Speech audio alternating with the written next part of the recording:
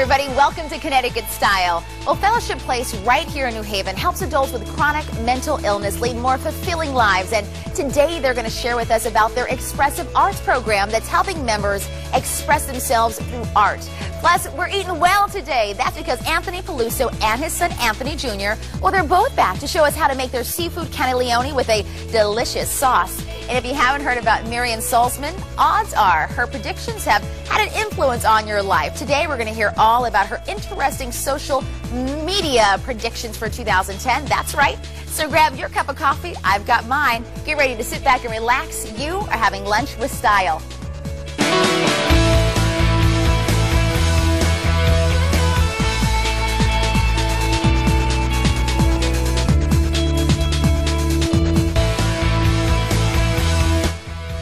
You've heard the words like metrosexual and singleton. How about phrases like sleep is the new sex? Well, today's guest is responsible for popularizing pop culture. She's in the know and is one of the world's top 5 trend spotters. Connecticut native Marian Salzman is here, and if you have not heard of her, trust me, the odds are her predictions have most likely influenced your life in some way. Here to share some of her 2010 trendy predictions, we have Marian Salzman with us. Thanks so much for being here. Thanks for having me. Okay, Marian, set this up for us. What exactly is a trend spotter?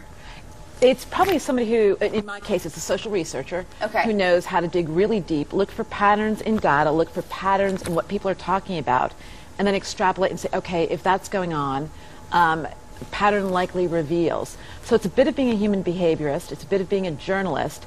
I'm pretty good with statistics, and I don't mind lying underneath my duvet late at night and asking people lots of nosy questions. I figure out who's an influencer, and I'll just tap away and ask you all kinds of nosy questions. How did you actually break into this business? I mean, what was it that kind of pushed you to go into this field? Absolute happenstance. I was doing undercover journalism because I looked so young in my late 20s. I was in school when the Challenger crashed. Suddenly I was therefore an expert on the teen market. I was not an expert on anything. I was just 26 years old and undercover acting like a teen. I then went out and did some work for Pepsi in the very late 80s, teen work again, discovered that white kids really wanted to embrace African-American style icons.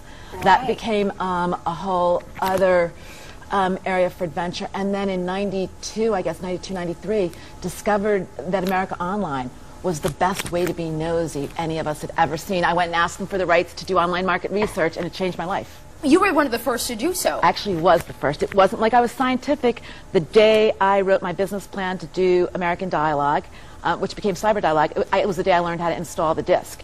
It took me 9 hours to install the disk and 1 hour to write the business plan. I was in a cold sweat, but when the first thing popped over my little screen and it said, Marian, I love what you are wearing. Now I was wearing a flannel pajamas, so nobody could have loved any of it, but it was such, I realized, wait, I could never have to leave my home, and I could ask all kinds of things. And at that point, I was working on 2 different very interesting projects. I was working on the Glamour Sex Survey and the Esquire Sex Survey. And I was like, wait, I mean, I don't have to look these people in the eye. I can beneath my duvet. And pre-test my questions. And I was like, this could be really a pretty amazing thing. And AOL gave us 10 years worth of rights to do unlimited market research exclusively over America Online. That changed everything. That was in the early 90s. Unbelievable. Social media is what you watch. 2009, looking ahead to 2010. Right.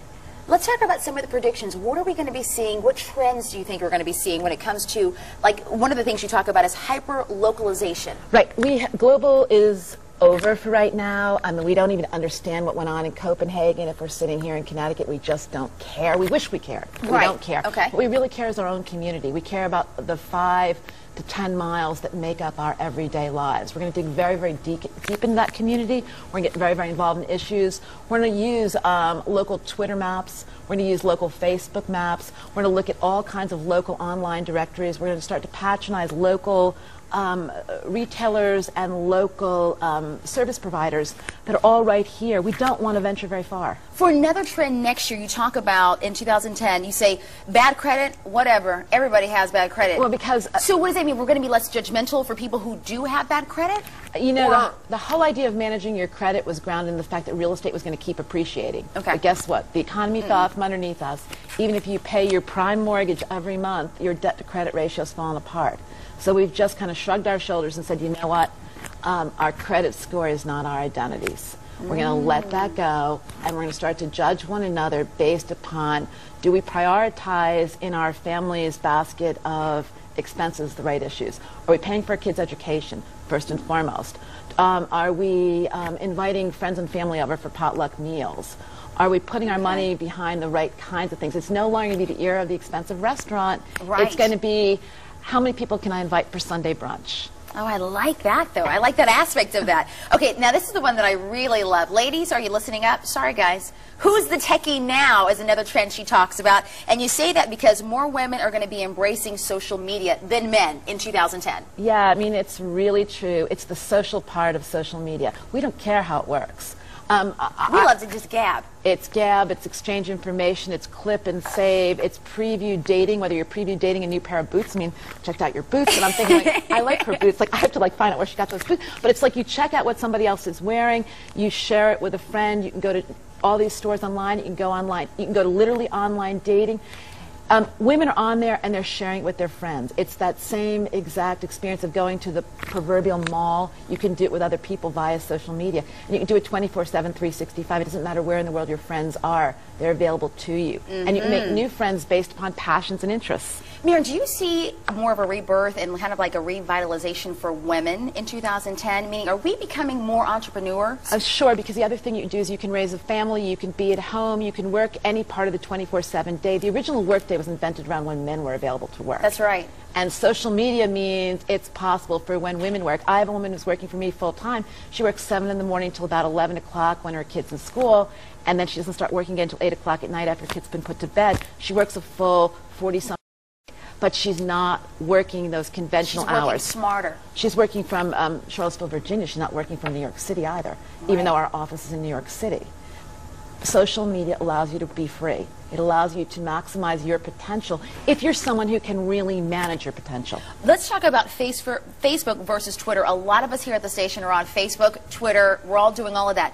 What do you see in 2010? Will one take more of a lead than the other, or are they equally just as powerful in 2010? You know, to me, Facebook and Twitter are both very important. They're important for different things. Facebook is like a personal diary. It's a way for you to share with your friends and family and extended acquaintances, kind of all those things that are happening in your everyday life. Twitter is really about media consumption. It's about status updates on what are you doing, where are you going, what have you just seen. It's really your chance to narrowcast your news. I'm not sure that either one of them is the real answer. It is the reason why sleep is continuing to be the new sex, though, because we're not sleeping, because we're updating all these statuses. All the time, Miriam. Yes. I mean, I think that, but I'm not sure that either one of them is going to be the last answer. The question is what really is going to come next, and what's going to aggregate all of those. I mean, there's a new service called Vimeo that lets you aggregate all these status updates into one of those. Wow. And there's going to be more to come. Okay. Great to know all this great information. You have to come back. I love having you here. It's just a lot to think about. Awesome stuff. Listen, folks, if you'd like more information on Marian Salzman, if you want to check out her blogs and her future predictions, come to our website. We will have your link on our website. Marian Salzman, thank you so much. Whoa, talk about empower women. Don't go anywhere. I love having you here. Totally a Pizza, father and son team. Well, they are in our kitchen when Connecticut Style returns right after this. Stick around.